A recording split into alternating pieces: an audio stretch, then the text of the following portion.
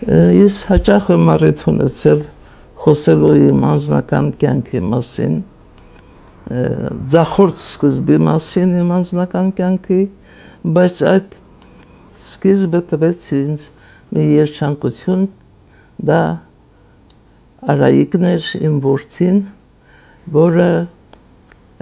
կարծես թե ինձ համար պարգևատրություն է, եւ բարեբախտաբար այդ որդին դուրս եկավ տաղանդավոր մարդ, մեր ժողովրդի համար օգտակար մարդ, եւ դա իհարկե իմ ծնողական երջանկությունն է։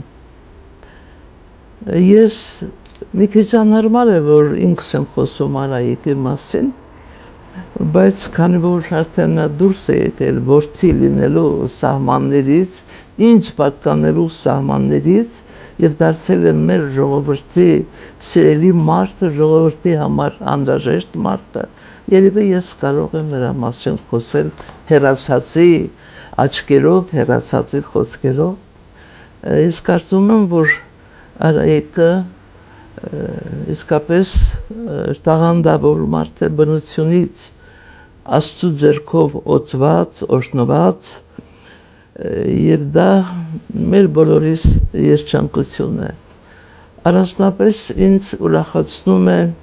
Արայիկի հայրենասիրությունը։ Դա իհարկե գեներից է եկել եւ երևի ուրիշ կերպ չէր կարող լինել։ Եվ այդ հայրենասիրությունը նրան բերեց ուղիղ ճանապարհի վրա։ Սկզբի շրջանում շատ էր հրապուրված մոդեռնիստական, նույնիսկ ավանգարդիստական գաղափարներով, բայց քանի որ նրա արյան մեջ այնքան ուժեղ էր սերը դեպի հայրենիքը, դեպի հայրենի պատմությունը, հայրենի հիշատակները, հայրենի մեծությունները, այդ բոլորը օգնեց նրան,